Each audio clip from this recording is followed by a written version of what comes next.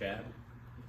When you transferred to Cincinnati, is this what you envisioned? Running a balanced offense, running it at a pretty high level, a lot of weapons outside, good running backs, kind of, a little bit of everything to work with?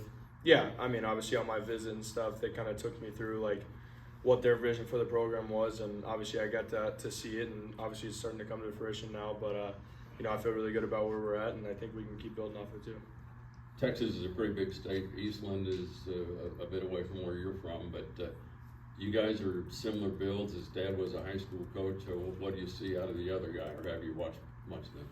I haven't got to see too much, but obviously, getting to go back home is very exciting for me.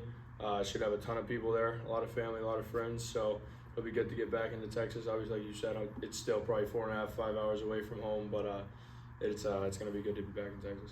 When you see media pundits ranking you as a top 10 quarterback in the country, is that something that you go, oh wow, that's cool, or is it just kind of water off the shoulders? I mean, it's cool, but obviously, it varies week to week. If I go out there and stink it up this week, it's not going to be that way next week. So really just try to stay even keel and just go out there and have fun with it like I have been, and see where I'm at here now at the end of the season. You probably had great connections with receivers in the past. Can you describe you and Xavier, or he wants to be Hendo now, right? Is that the deal? Hendo. Yeah. I mean, like I said in the past, is just all the work that we've gotten in practice, outside of practice, and just being able to trust him with the ball and throw the 50-50 ball, and it's not 50-50. He comes down with it, and it's just nice to have that connection with him, and hopefully we can keep building off it too, and try to find him more often. Brendan, first true road game for you guys this season. Walk us through the preparation and the mindset heading into a later kickoff for you guys. Obviously, the first four have been at noon. Talk about the preparation there for a night game.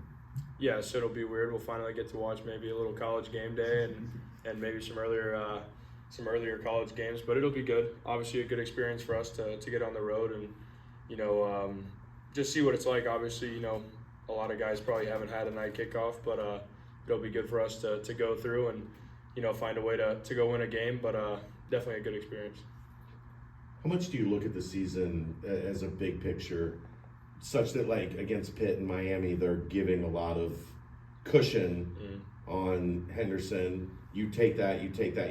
Now you come in against Houston and they're playing press, and that opens up, the go routes or the fades for touchdowns. Do you look at it like that, thinking the more that I take some of this, they're going to have to change what they do?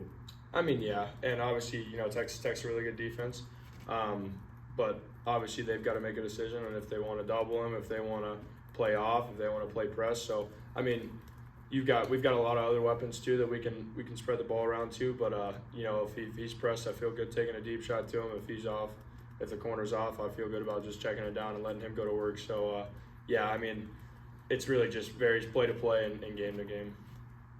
With the rate that they score, how important is your run game and Corey and whoever this week? Yeah,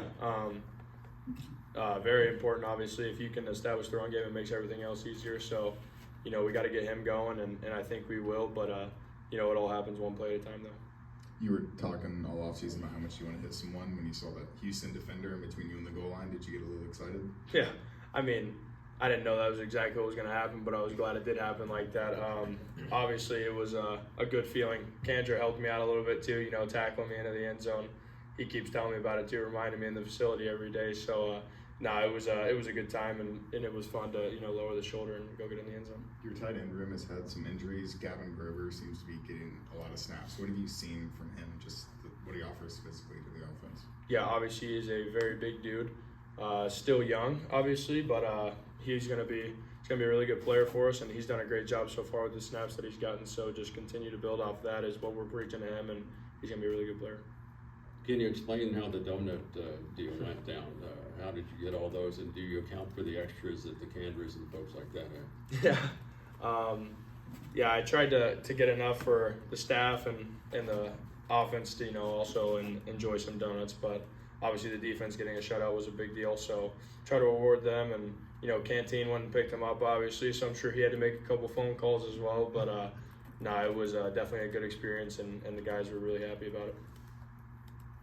Cool. Any other questions for Brendan? Nope. Thank you, sir. Thanks, y'all. Appreciate it.